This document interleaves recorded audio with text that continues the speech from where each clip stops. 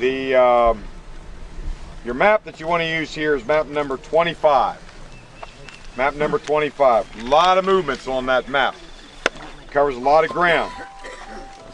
North will be off to your right as we are walking this direction, but at different times we'll be changing direction, so I'll try to keep you oriented to north this direction. Also, some landmarks that we'll be able to use. Red Hill. Turn around, you can see Red Hill. As we go up in elevation, Red Hill becomes even more prominent to you. Red Hill generally runs north-south like South Mountain. As we get higher in elevation, we'll be able to see South Mountain as well. The Antietam Creek is going to disappear. You're not going to see it. But we will be on some elevation where we will see what looks like a tree-lined area, and we'll be able to point out to you where the creek is. But for right now, the creek is that way, behind you. We are on the high ground that the Confederates would hold during the action at Bridge, and the bridge is that direction about 200 yards. And as Red just pointed out, when the fighting will end here, Rodman's men have come up from your flank. So as the Confederates have been here holding the position like this, firing on to the rest of Burnside's men, Rodman's been coming around your right and then up here behind you. Rodman shows up out here and they start to feel the pressure to their flank and their rear, and it's not long, they disappear that way. Now this is not a disaster for the Confederates because the main Confederate line was not here. You have to think of the Burnside Bridge as an outpost, as a forward position. And the Confederates have done a good job in that for 3 hours they have held up the advance of the Federals across this forward position as the maneuvers were taking place to remove the opposition from this point. But once they withdraw, this is not a breaking of the Confederate line. When they withdraw from here, they're going to go to a point on that ridge that you see off in the distance, that high ground. Very good ground, in fact, which I refer to as the Harper's Ferry Road Ridge. It's a nameless ridge at the time of the Civil War, but the Harper's Ferry Road runs on top of it from south to north. Obviously called Harper's Ferry Road because it connects Sharpsburg with Harper's Ferry. And so when we finish today, we will be looking at the Harper's Ferry Road Ridge. We might even climb it. Are we climbing the ridge? How far are we going? Well, we're going part way up because we're going clear to the disaster to the 16th. And the bus will be up here, but with the 16th actually walking, we'll be up to the position of the 16th. Okay, 16th Connecticut. Okay. So you'll be able to see these ridges as they go. Final thing I need to say is Burnside was not done once the bridge had been taken. He wasn't finished. In fact, elsewhere on the field, it was not looking good for McClellan. In other words, everything that had been on the offensive has now come to a halt, has stalled. The area around the West Woods, he's in a defensive posture. Our area around the Cornfield, he's in a defensive posture. Around the Dunker Church, in a defensive posture. By this time that this attack advances at Sunken Road, he's in a posture of defense. Around the Middle Bridge, which is where the Hagerstown or the Boonesboro-Sharpsburg Pike, he has crossed his men over there with elements of the 5th Corps and the cavalry, but he's in a posture of defense. He is not in attack mode anywhere on the field at 3 o'clock in the afternoon. George McClellan's not attacking anywhere. But here, Burnside is in attack mode. So what's happened is that the attack has shifted from the far northern end of the field, where we're now stable and holding the ground that we took earlier in the morning or early afternoon, and we're now moving here, and the eyes are focused on Burnside as he is the only part of the United States Army that is moving forward. Everybody else is stationary. McClellan's fine with that. Burnside's opposition doesn't look too great once he gets across the bridge, or at least it doesn't appear to be too great. Burnside will organize here. Ed will tell you how long that takes, how logistically difficult that is, and that although it's been said that Burnside is wasting time, in actuality he is taking his time to organize what will be the largest single attack of the day, involving almost 10,000 men on nearly a 1 mile wide front. It's So that's what Burnside is doing after he crosses the bridge, is organizing for the final assault. And Ed will take us through step by step as we follow the men of the 9th Corps on the final assault trail. You couldn't have done this a few years ago. This was all private property. It was under easement. The government came in a few years ago, purchased the easement and the property, and a few years ago, 2 years ago, the Park Service opened up these trails. And so even if you've been here before on the Antietam tours, I suspect none of you on a Chicago tour have done this. No. I think this is the first time this roundtable has done this one. And this is arguably one of the most instructive of the tours. Again, Antietam, of all the military parks, has developed the best trail systems for interpreting the park of any. And I'll say that in front of the superintendent at Gettysburg or Vicksburg or Chickamauga or any of the others. So let us go. From a layperson's perspective, I agree. I've walked all of these places. You can see a lot now, but you can only speculate where they're going by that water tower and that obelisk. Is everybody up? Is everybody up? In theory, they're going to have to be because you're not going to make the trip. You're not able to close up at this point. Okay, let's get you oriented here. Let me do topography first, then we'll talk about the maps directly. Red Hill, very prominent. This is often confused by soldiers as Elk Ridge. It's not. It's not the same thing. It is a completely different geologic formation. Red Hill. South Mountain, you can see peeking over in the distance in the background, just barely. Can you see South Mountain at this low The point? people back there can see it better than Dennis and I have. And the man with Notre Dame on his t-shirt can see it even better because it's higher elevation. Sharpsburg, this direction. Seawater Tower, that's Sharpsburg. Sunken Road is going to be this direction.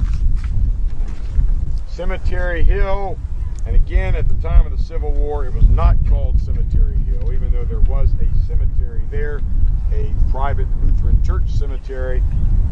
Cemetery Hill is right over there. Now note the high ground. Lee holds high ground.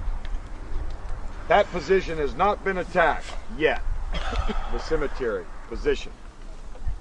The ground is more open, fewer trees, with one exception. Down here in this chasm, this is the Antietam Canyon. Now, when we were at Frye House, we were able to get a sense of the width of the canyon. Here, you get a sense of how narrow the gorge is. This is more like a gorge.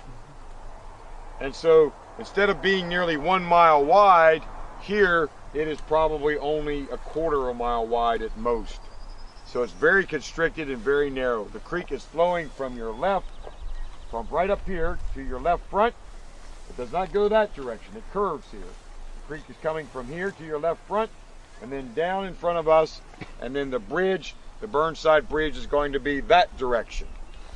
That direction. So if you have your map properly oriented, what you want to do is turn it such that you have the Civil War Trust on the left corner, the lower left corner, and the 25 in the upper right corner.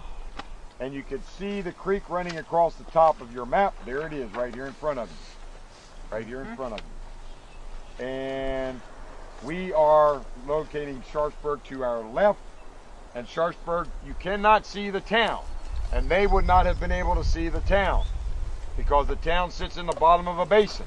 But the only thing they could have seen when they got to this point was a church steeple, a lone church steeple that you would have seen on Cemetery Hill, which was the steeple of the Lutheran church. That was the only physical feature of a town you would have seen here.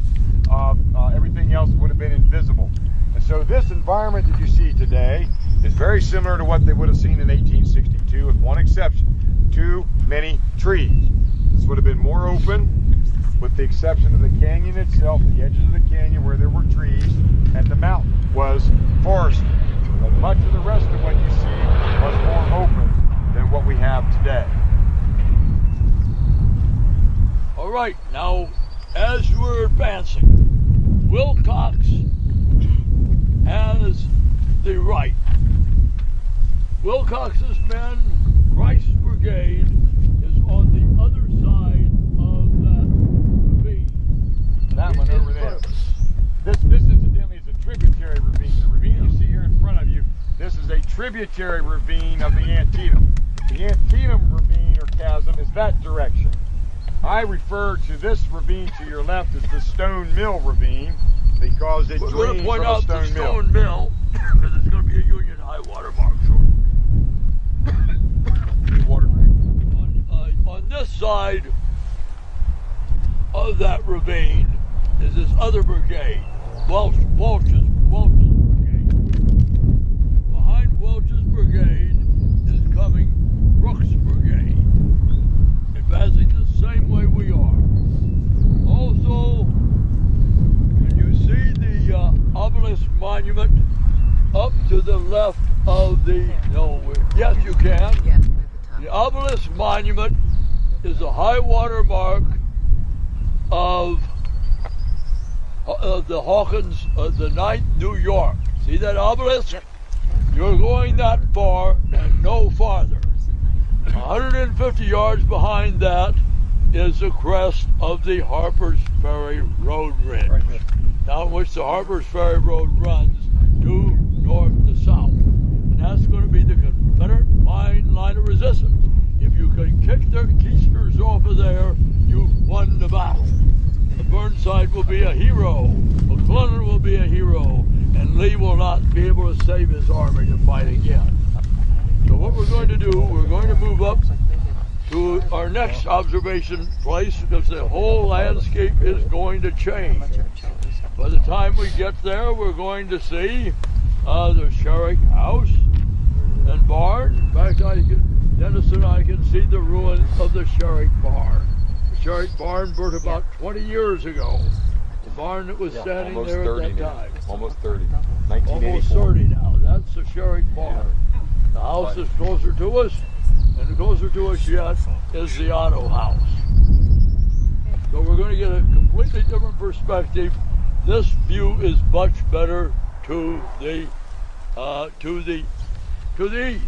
Now, where is the Union artillery we were talking about early in the day? It's in that large field. See that large field? See where those evergreens are? That's where we were when we were walking down the ridge, talking about the advance of Ferrero's brigade. See that ridge where we have those evergreen trees? The Union artillery is in that large field behind it. Now it's time to go. Here, while Dennis is getting ready, you can see where the sunken road is. See the tower? Yeah, okay. See the Sherrick property? You can see the Sherrick house now. You can see the barn that burnt 30 years ago. This was the most complete farmstead of them all, except for that fire that destroyed the barn. Dennis? Okay, just to orient you, we'll talk about the map in a moment. Oh, you've got a C-130 coming in. Oh, it's a C-5, pardon me. So if it makes a little noise, be prepared for it. It's heading over to Martinsburg, West Virginia. It looks like he's in his, I'm not that familiar with these things, but it looks like he's in a landing pattern. He's definitely coming down to Martinsburg, which is where they have a big C-5 base, thanks to Senator Robert C. Byrd. So a bird in the sky in honor of Senator Byrd.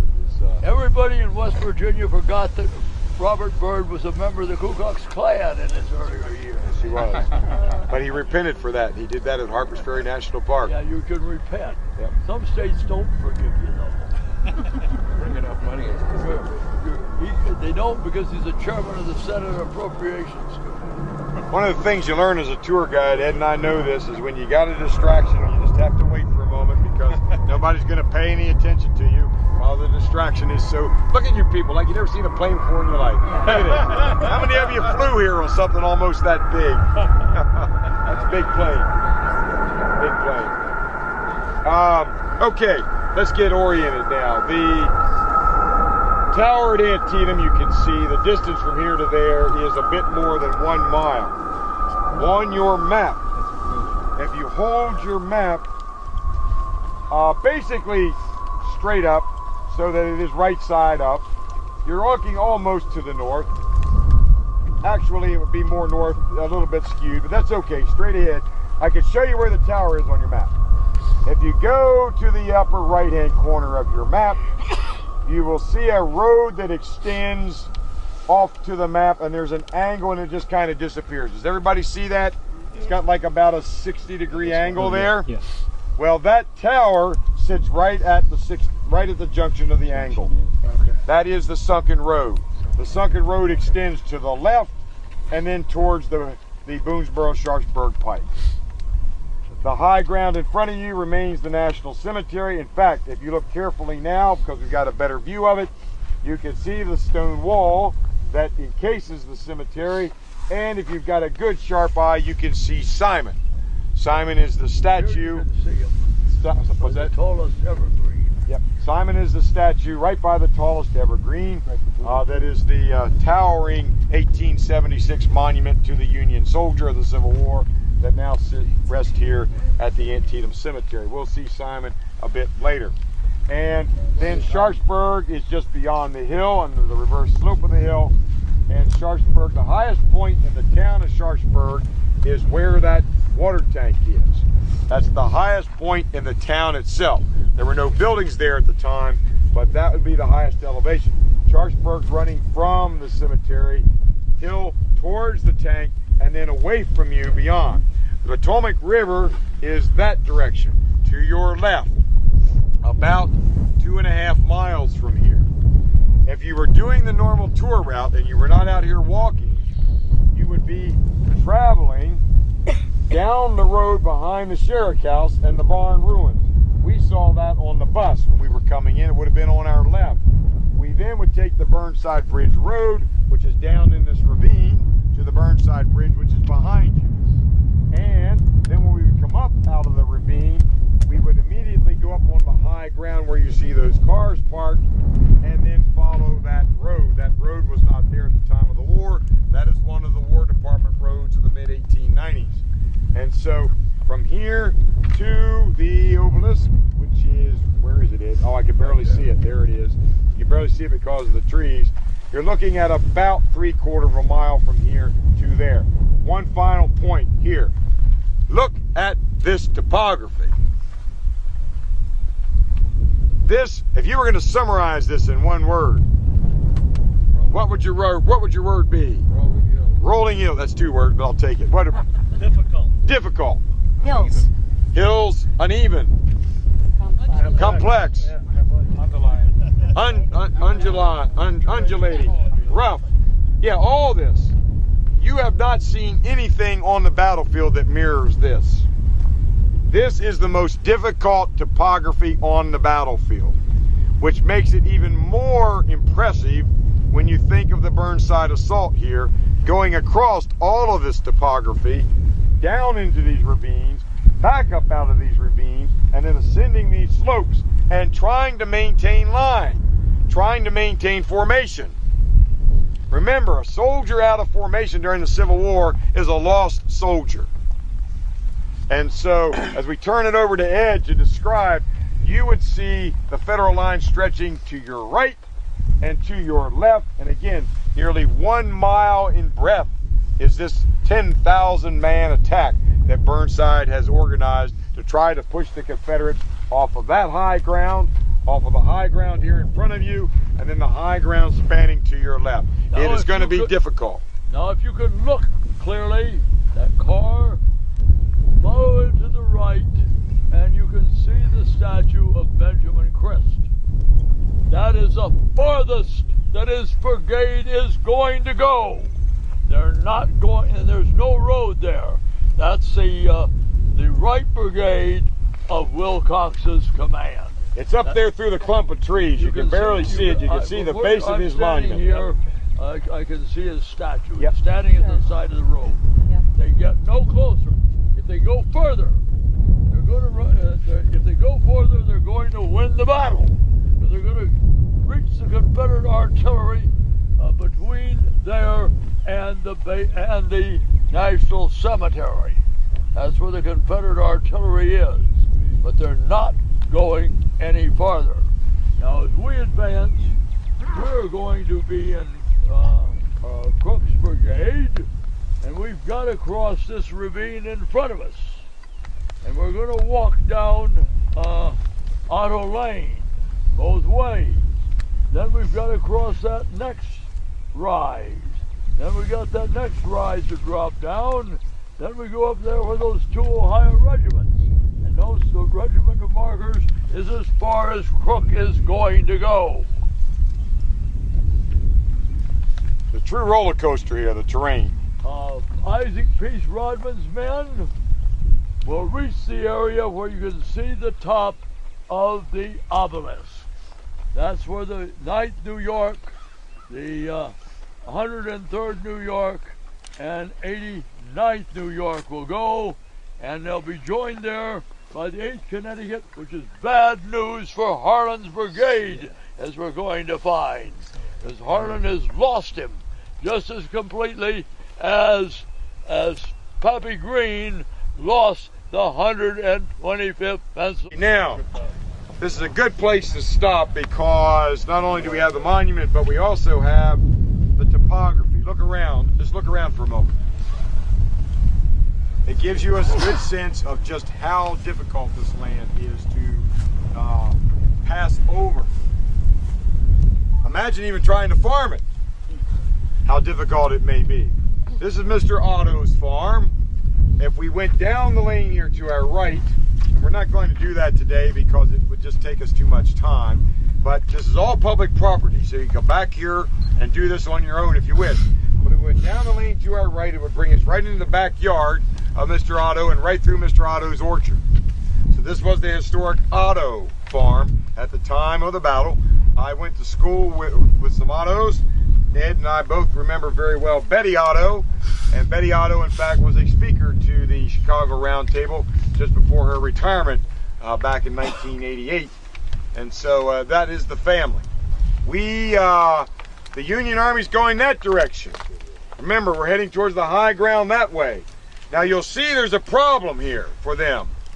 As they're moving this direction, not only do you have the terrain that is against you, but up on the hill to your right, that's the Cemetery Hill. Lee has Cemetery Hill ringed with Confederate artillery. And as you can see, as you advance to this point, you will be under fire by the Confederates, not so much from the front, because they can't depress their muzzles to create too much damage to you here in this hollow, but you are completely exposed from Confederate artillery fire to your right. And so you're going to be nailed by Confederate artillery, and those men who participated in this attack talk more about the artillery barrage they were under, the concentration of Confederate guns here. Lee has almost 60 guns up in front of you. They remember that more than they remember the Confederate minis that go whizzing by them. And so a huge amount of artillery here, and that's a good point to turn it over to Ed to talk about the dismemberment of one of the leaders of Crook's brigade. All right, Crook has 3 brigades. The 11th, which is moving along this area here. The 11th Ohio. He has the 28th Ohio and the 36th Ohio. Their task is to advance across this ravine, cross the Park Road, and go up the slopes there toward the 9th New York Zouave Market. They're not going to get there. As they come through here, heavy artillery fire coming from there are going to dismember into 2 sections the body of the colonel of the 36th Ohio Colonel Melvin Clark as he starts down this slope here. And as they move forward there, the Crook's men will get no farther than that area where we can see those two monuments. That's the high water mark for the 36th, the 28th, and 11th Ohio, particularly for the 36th and the 28th Ohio. They're going to get no farther. Now, as you can see the National Cemetery, where it is now, you can see the monument to the 28th Ohio. Draw a line between them, and you're going to cross that ravine. That ravine heads up at the spring where Sharpsburg saw its birth. That's why it's in Sharpsburg. It's about a block from where we turn left and right when we're getting into the Hagerstown Road. That point is the mill. And the advance of Burnsides' men from Welch's brigade are going to drive the Confederates from that mill. That mill will be about 200 yards up the ravine from where we saw the site of the Sherrick House. So that's where the mill is. The mill still stands. Their high water mark here. Here you can see the Union line. This is going to be where many of them are not going any further, and when they repulse Hawkins's brigade of Rodman's division and wound Rodman, they're going to fall back there initially, but they're not going to stay there. They're going to fall back to the ridge that we have just crossed the top of. So that's going to be where the Union, when they give up the attack and are on following A.P. Hill's arrival, they're going to fall back to that ridge where we made those two stops on, remember? When we were walking along. So when we leave this area, we're going to be walking on Otto's Lane. If we walk down this lane in 150 yards, we would be at the Otto house. Now the Ottos had a slave named Hillary Watson. And his oral history is going to say he's there on the 16th. When the Confederates arrive, and the Confederates are hungry. They're not being well supplied. He never saw a group of worse smelling ragged muffins in his life than the Confederate soldiers who want nothing but are asking for different types of food they're eating. He gives a much better, higher opinion to the Union. Of course, he'll be a free man, and he will live on this property after the war. That's Mervyn, the slave. So what we're going to do now, we're going to walk around this Otto's Lane, and then we're going to leave Otto's Lane and go into Otto's 40-acre cornfield. And that's when we're going to get the Union in a lot of trouble, because the Union troops have divided. As they advance, the 9th New York, keep looking to your right, when you see that obelisk monument, will be sticking above the trees. I can't see it right now, but you'll be seeing it shortly. That is the Union high water mark, along with the 103rd New York and the 89th New York. And they're going to be joined, what's going to be the killer instinct to them, the killer to them, they're going to be joined by the 8th Connecticut, which has left Harlan's brigade behind, leaving a big gap between Harlan's right flank and the left flank of Rodman.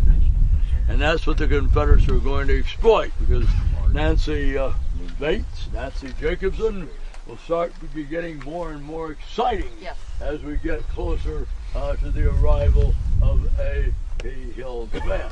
That's the only reason she came on the trip. Wrong. Very, very quick map orientation. If you turn away from me, everybody turn and look at this ridge, and then take map number 25 and turn it sideways. Sideways so that the 25 is in the lower left, and the Civil War Trust marker becomes your upper right. You will then be properly oriented. North will be to your right. North will be to your right. Right dead center in the map, where you see all that blue, you will see the word Crook. Everybody see Crook? Yep. And just to the right of the OK in Crook, you will see 11th Ohio. That's exactly where we are. And if you look carefully, you can actually see the bend in Otto Lane right where we are. It goes right through the OO in Crook. That's this right angle bend right here. So when we start to walk, we're going to walk back up the hill, away from the OK in Crook, and then we will start to follow the lane where you can see it say 35 Massachusetts and 21st, 51st, 51st. So that's where we're headed next. Ultimately, we're going to end up off to the left. You'll see a whole lot of red, but you'll see two regiments out there by themselves in blue. The 4th Rhode Island on the left and the 16th Connecticut on the left. That's where we're headed. And you don't want to be with where I presume those West Virginians walked in from. And let's see.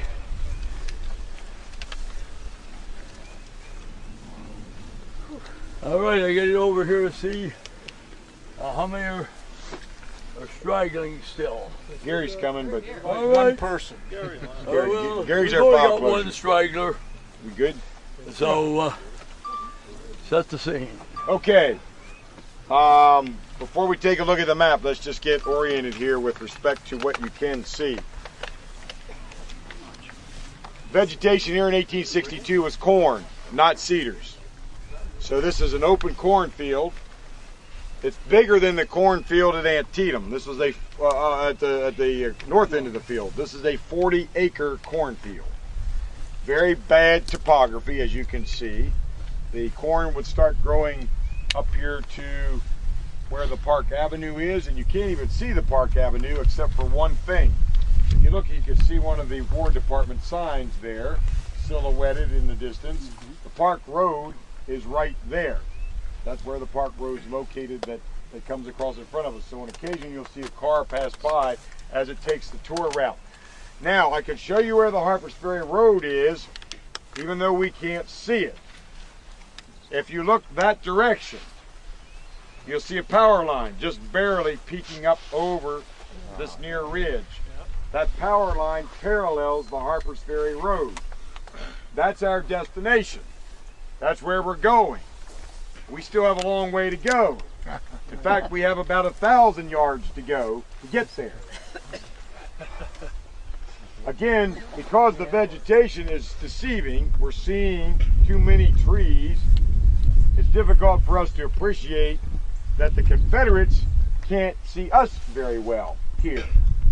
We are somewhat sheltered and hidden because of the undulation of the terrain. So at this particular point, we are relatively free from Confederate artillery fire, unlike at our last stop, where we were getting it very, very heartily in the flank. But if we march, which we will soon, to this next elevation, this next rise, we suddenly become exposed. So in other words, that's going to be a walk of about 150 yards, 150 steps, and as you get there, you will be just like the Bloody Lane, where you would see the Union Army rise up out of the earth as it was approaching the sunken road. The Confederates could see the bodies like they were growing in fast time, right up out of the grass. The same thing's going to happen as us here. As we go up this slope, the first thing they would see would be our battle flags, and as we go up this slope, they're going to start to see our heads and our shoulders and our upper body appear, and we would be able to see in front of us another 800 yards distant the Confederate cannon and infantry on top of the hill.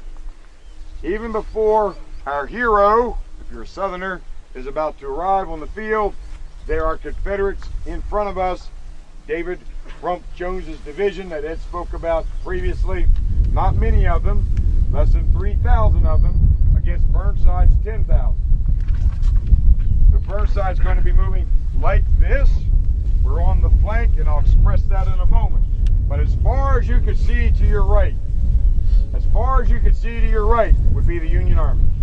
All the way distant to the horizon would be the Union Army, marching with you. That's how long and wide this advance is. It's extraordinary. It would look, it's the equivalent of Pickett's charge at Gettysburg, but with fewer men.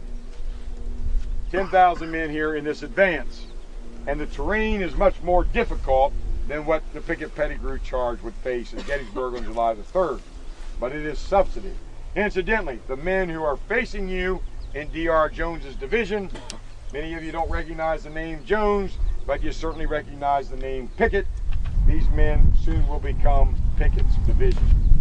So it's Pickett's division that are in front of you, not here, but soon to be, that'll be trying to stall this mammoth federal attack. The Yankees are feeling good. They don't know what's about to hit them. And just finally, for orientation on your map, what you want to do is if you're facing that direction, and you should be facing this direction as the Federals are marching, take your map, turn it to the side, turn it right side so that 25 is on the far left corner, bottom left corner, and the Civil War Trust block is to the far right corner.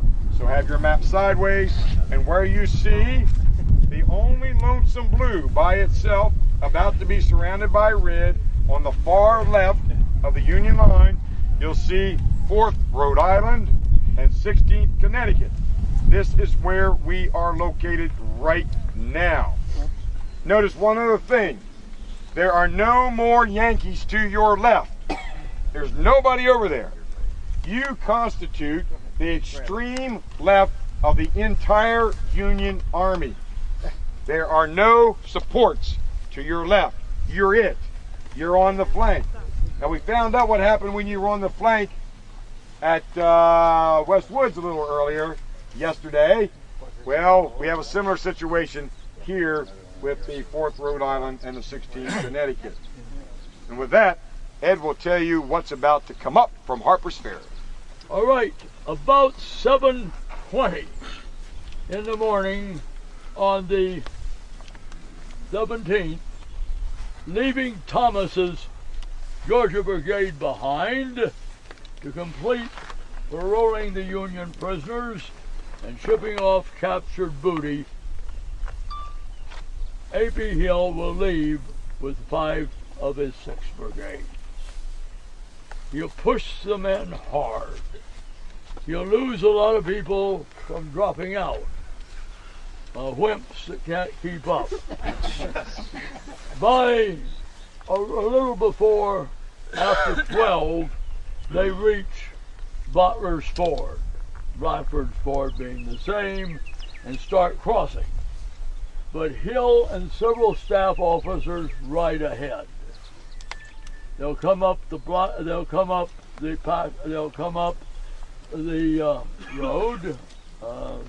from Harper's from the Bradford's Ford, and Lee will be somewhere near the National Cemetery.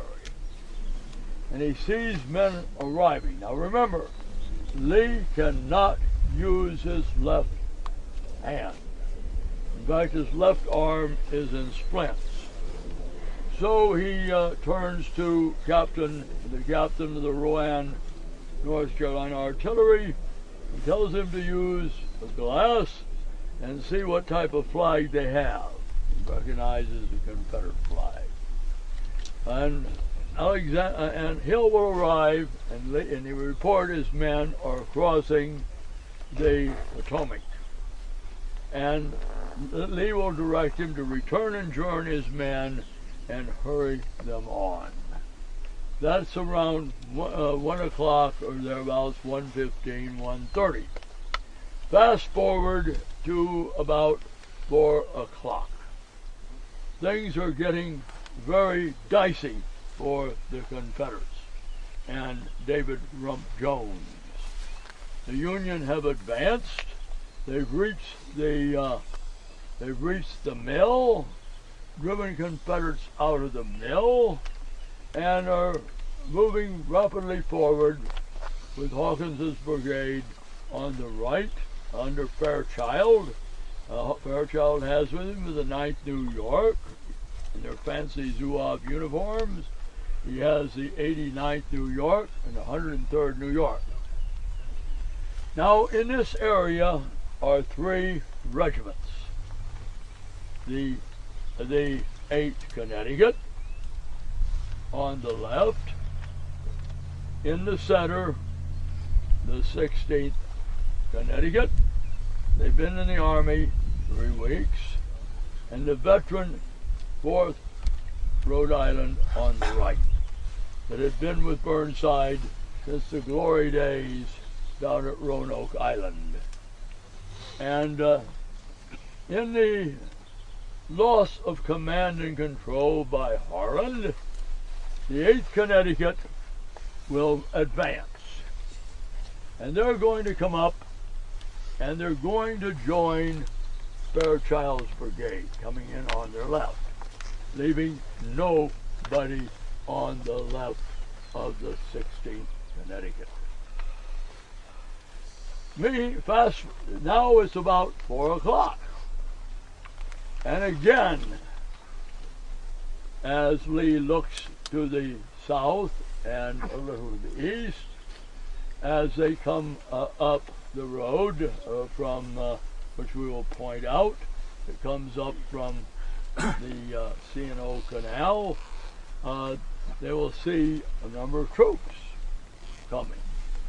Lee will go that charade again, and they'll turn the glass, no matter the Rowan artillery, as they're flying Confederate flags. So Lee now knows that he has a chance. Hill is arriving. Hill on that high ground where we turned from the Park Avenue, Rodman Avenue, into the Harper's Ferry Road, you see a 20-pounder, a 30-pounder Parrott, and you see a monument. From that place there, you can see what is happening down here. So the lead brigade in Hill's command is commanded by Maxcy Gray in his late 40s, as deaf as a post, carries as his symbol of office his grandfather's scimitar from the American Revolution. And Hill is going to tell Greg, I want you to move to the south, to the north and east, and see if you can get on the flank of those Yankee troops. And he will have four of his 5 regiments with him. The 1st South Carolina, the South Ord Rifles. He'll have the 12th and the 13th. He'll have the 12th and the 14th. One regiment is not with him. So what they're going to hit this regiment that has been in the Army for less than 3 weeks. One that have hardly learned how to fire their weapon, how to stand in ranks, how to load on command. They're going to be struck in the flank and the rear by the Confederates coming from that direction. And as you can imagine, it is not going to be pleasant. They're absent, of course. The 8th Connecticut has left their flank, veterans, and they are up there near Fairchild's brigade, up there near the 8th New York. So we have these 2 isolated regiments here being struck by 4 Confederate regiments. Close behind them is coming the brigade of 5 regiments of North Carolina boys. Bob Crick's favorite regiment is in them. That's the 18th North Carolina. Bob Crick America admires them greatly. They have the company in them that in less than 6 months, armed with smoothbore muskets, they will shoot Jackson. They're the ones that will shoot Jackson and send Jackson to the great beyond. And he's going to tell Lawrence O'Branch, who's a fire-eating congressman from North Carolina. And he's going to tell you men go into position, and you're going to advance an echelon to the left and rear of Gregg, and then his final brigade will arrive that's going to be seriously committed as Archer's brigade, and he'll be in an echelon to the left and rear of Pender, and he will be moving along the guiding on the Harper's Ferry Road. So the Union Army has been struck on an exposed flank. They're going to respond much like the men of the 11th Corps did at the Battle of Chancellorsville. This brigade is going to, this regiment is going to break up very rapidly. Here you can see the bronze montage. You can see the explosion of Confederate artillery fire, and you can see the troops there. You can go around there and see their casualties as they're going to break and flee. Their only help they're going to have, as you look through there, there's Otto's Lane. There's a large gap with a deep ravine between them and Otto's Lane. And Otto's Lane at that point is Ewing's brigade of the Kanawha Division with the 30th Ohio. We heard a lot about them when we were at South Mountain. Even more about the 32nd Ohio. Unfortunately, Rutherford B. Hayes is laying in a hospital bed up there in Middletown, being nursed back to health by Lemonade Lucy and the 12th Ohio, and they're supported by 2 batteries of artillery. They're the closest to being any assistance to these 2 regiments as they're going to deteriorate, and it's beginning to, Lee is probably feeling a lot better about it. David Rump Jones is, and we can see why Lee, when he has a chance to appoint 2 corps commanders, when he reorganizes his army after the Battle of Chancellorsville from 2 corps into 3 corps, you can realize undoubtedly why Lee, since he doesn't have the ability that Dennis and I do to look into the future and assign him to command one of the corps. Unfortunately, as history will prove, Hill is not a very good corps commander. So if you lived in those days, you would have the Hill principle, not the Peter principle. But here he is literally saving the army. This is the 3rd consecutive time that Hill has saved someone. Damn fine division commander. He saves Jackson's buns at Cedar Mountain. He saves Jackson at Harper's Ferry with the flanking maneuver along the Shenandoah River to the Chambers Murphy Farm. And here he saves Lee. So you can see, as Ed pointed out, why he would be so well thought of as possibly being elevated to corps command. See, if they had a gynecologist at that time and sent Hill to take a examination of his urethra, they would find he has serious adhesions, because Hill had bad luck at West Point. Hopefully it's not from the same lady that gives Custer gonorrhea while at West Point. More information. It'd be rather long if she gave both Hill and 1846 gonorrhea. What's that, long of tube, did you say? Oh, long of tooth, okay. Because and I understand those type of adhesions that you recover from but doesn't kill you have the same feeling as when you try to pass a kidney stone. So I would, if I had a kidney stone once, I would have much more sympathy for Hill than I used to. Dennis? Hill's march from Harper's Ferry truly is extraordinary. Keep in mind that he had been left behind purposely by Jackson for two reasons. One was Hill's men had done the brunt of the work and brought the victory, and so Jackson wanted to congratulate Hill and his men. And so when orders came to march to Sharpsburg, they didn't do that immediately. Jackson allowed Hill's men additional rest and to take advantage of some of the booty that had been captured there. Secondly, when Hill does begin his march, there seems to be some question as to what the Confederates were wearing. Now, when you read anything about Confederates during this campaign, and Ed's described them a bit, they are in sword condition. They smell, they are in rags. They themselves talk about the rags that they are wearing. And as we mentioned, many of them, up to 40% of them, do not even have shoes. So here you just captured at Harper's Ferry men who are in uniforms that they've had for about 3 weeks with good shoes, and you would be very tempted to take some of that uniform, knowing that the campaign season is soon coming into fall and cooler weather. You would be very, very tempted to take some of those uniforms and put them on.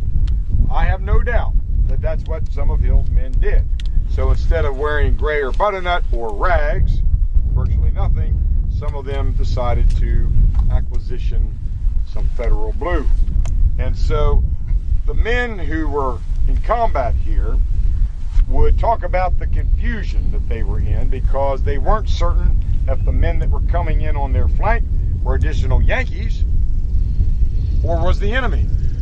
And when you read their reports of the 4th Rhode Island and the 16th Connecticut, they talk about the hesitation to fire because they don't want to be victims, or not the victims, but the perpetrators of friendly fire into friends. And so there is considerable confusion as to what is coming at them, probably because some of these men are dressed in Union uniform. One other point, and that is that Ed's talked about Red Hill, and you look behind you, there it is. They could see Hill's men coming on the field, just like they saw Walker's men leave from above the Burnside Bridge. They could see it. They would transmit by signal to Burnside, watch out for your left, watch out for your left. But Burnside, who is commanding this operation, titular commander, is not on the field to be able to transmit that quickly to Rodman, who holds this ground. And so you can see the difficulty of communication that's going to get the Federals in trouble here. Although the eye in the sky is able to report the enemy is approaching, and that is flagged to Burnside's headquarters, which was located on the east side of the Antietam at the Henry Rohrback home. It's going to be very difficult for that transmission to make it to the front out here as the Federal Army is moving. Hence, Rodman doesn't know what's happening on his left. As he's moving this way, they can't see. They have no idea what's happening over there due to the topography. They have no concept that Hill is about to crash into their left. So the complication here of raw recruits, and also the fact that they can't see what's in front of them, the fact there's nobody on their flank, and the fact that the communication system is not able to get the emergency message here quickly, all contributes to the disaster which occurs here. What's McClellan doing at this time? Telling Burnside he can't have any more troops. Yep. He is. Yeah, Burnside's putting out a plea for more troops, Burnside's saying, I think I can take them. And McClellan is saying, I have no more troops to give you. Burnside, I like to all comment, is like Joe Splake. Did you ever read Little Abner? I used to read comics up to about in the middle 60s. Joe Splake is that man that always had that cloud of gloom hanging over his head. Burnside has that problem. He graduated from West Point in 40, some bad year. The Mexican War is over. 46 is when you want to graduate from West Point. He's sent to Mexico. When the war is over, there will be no fast promotion. He gets out, he stays in the army, and he's going to get married. This is in days when there's men are all male chauvinists. And he is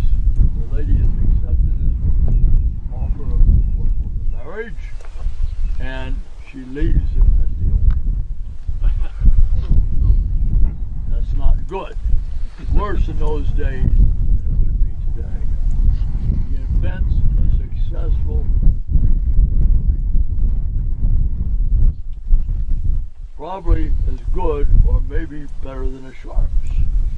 The Army is adding 2 regiments of cavalry to them, the 1st and 2nd, West. Jefferson Davis is Secretary of War, and Burnside doesn't get the contract. He goes broke. Ferry water gap. There it is, right there. That's the gap. That's Bolivar Heights, that rounded knoll in the gap. That shows you how close you are to Harper's Ferry. Hence, that gives you an idea how far Hill had to come.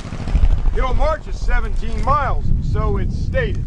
But if we did the most direct route from here to Bolivar Heights, it is less than 8 miles. But he doesn't take that route because that route would have been a Maryland route. He stays on the Virginia shore, which is the longer edge of the triangle. It is a much longer walk. He does that because he cannot be impeded by any Federals or take that chance. So they come up on the Virginia side, not the shortest distance here. But from here to Bolivar Heights is only about 8 miles. To the left of the gap is Maryland Heights, and what you see in front of you is the Elk Ridge. Here is Red Hill in front of you. You can see how the signal station there would have been able to look down so easily and see the Confederates coming from that direction. The Potomac River is behind you, this direction. About 1 mile that direction is the river. He crosses about 2 miles from here on the river, that direction. And finally, you can see all the way up to the sunken road. You can see the top of the tower. That is about a mile, almost 2 miles from here. Almost 2 miles to that point. So that's where McClellan's army is, continuing all the way down here and been moving the direction towards the top of the ridge line. Your objective was back here. You can see the power line, which is where the Harpers Ferry Road is, hence the Harpers Ferry Road. And there's your destination right there, and I'll turn it over to Ed. That's their high water mark. That's the Zouave Monument? That's the Zouave Monument right there. Zouave Monument, where you can see that obelisk. Now, Branch's men will be advancing north of the south of this ridge to this field here. So Branch's men are advancing through the area on the west side of this road. They're in echelon too. Gregg's men were advancing through that area here. On Branch's left, Branch will be killed. Advancing on echelon to his left along the road going to Harper's Ferry will be Archer. In fact, the Federals will even capture one Confederate battery. They'll capture the PD artillery, who will be coming up with Hill. That's how close it is going to be in the race to get here. The Federals captured 3 guns of the PD artillery, which go out in front as Hill is arriving. So you can see it's a very, very near thing. Branch will get mortally wounded out in this field as he leads his men. I think Rodman will be mortally wounded up near the Zouave marker. That's the Union high water mark. Now the 3 Ohio regiments of Ewing will advance from where we can see their markers. Look that way, folks. You can see the fence there. That fence is Otto's lane. So the 3 Ohio regiments, 32nd, 12th, and 30th will advance up here, and their monuments will be here. But they will be unable to hold this. When they fall back, they will retreat across that ridge in front of us. See the ridge top behind Otto's lane. There you've got 2 Union batteries, Sparks and Durrell's battery. And they will be outgunned by the Confederates, and the Union will fall all the way back to where our buses let us off. So they're back they started from. They had come close to seeing Jerusalem, but they had not. The arrival of Hill, they'll not see Jerusalem. And Lee, the simile used, like the use of Lee, he is like the battle in which Joshua is there. It seems that Joshua has commanded the sun to not set. As the day progresses, it seems the sun is slowly disappearing below the western horizon. Finally, about 7:10 it does, and Lee has survived a long and hard day. He will then surprise everybody as they meet. Even Jackson thinks we will abandon the field. When they meet at Lee's headquarters, in that field that I pointed out, Lee's headquarters are in an ambulance, and he knows McClellan well. He looks into his eyes and knows him. As Bonaparte says, the most important thing a good general is look into the eyes and see what they're thinking. And he makes the decision, McClellan won't attack in the morning. We will stay here. And by holding the field, we can claim at least a tie in the battle. Again, Lee, as Dennis used to describe him, as a riverboat gambler. And he'd been definitely one that day. And he rolled the dice. He comes up with a 7 or 11. He doesn't come up with a crap. He comes shot at crap, and it was lost. It rolled the other way. One thing I'd like to point out to everybody while we're here, and I bet Colonel Bars doesn't know this. So we're going to see history revealed right in front of us. Now he may know it, but I'd be surprised if he does. I can show you exactly where the Union signal station was from here during the battle. You showed me before, so I'll keep quiet. No, I've shown you where it was on Showman's Knoll. Yeah. I didn't know until recently where it was Yeah, during the okay. battle. That's what you showed me. Then. Yeah, Showman's Knoll, I showed you. If everybody looks this direction, you will see a slight gap in Red Hill. That is called and named at the time of the battle period McClellan's Gap. That's called McClellan's Gap. Go to the right of McClellan's Gap, the ground rises, and you will see a building to the right, all alone up there. Midway between the bottom of the gap and that building, it looks like there is a missing tooth on top of the hill. Can you all see where the trees are just a little bit lower? That is exactly where the signal station stood on September the 17th. That was not the log crib signal station that Gardner photographed, but that was the signal station that could look down on this ground. How did I spy it? I was looking at Gardner's photographs from a new angle and magnified in a digital image that I could blow up. And the photographs that Gardner takes at the Gordo, where are you?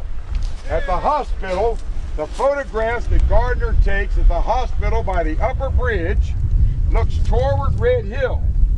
Red Hill's in the background. And if you magnify it greatly, you can see a small cut in the mountain. Just to the right of McClellan's Gap, that's the signal station. And it's very obvious that they had cut the trees there because everything else is forested. That's where the signal station was, and you can pick it up in the magnification of the photograph of the hospital scene that Gardner takes on September or whatever. And when you're calling McClellan's Gap, is the one just over the top of the Evergreen tree. Of the 16th Connecticut Monument. Just to the left. No, not the one over here by the Ohio Monument, Ewing. That gap, not this one to the right. Okay. One to the left. Okay. One to the left. Yes. That gap, the more prominent gap. That's McClellan's Gap. Where is it from this white building where the signal station was? They're on top of The signal station was between the white building you see on top of the hill. Go to the left. And as you go to the left, you see the saddle-shaped McClellan's Gap. between the building on the right and the gap on the left is where the signal station stood, right there. No. Now, where the famous signal station was that I have shown, Ed, that was photographed by Gardner, that's right there. If you look carefully, you can see Elk Ridge in the background, and you see what looks like a green knoll in front of it. Can everybody see that dark green knoll in front of Elk Ridge? Right there it is. As the trees drop, there's a green knoll between us and Elk Ridge. That's called Showman's Knoll. That's where the signal station is that is photographed in October 1862 when Gardner came up and photographed Lincoln's visit. So those two mysteries have been solved.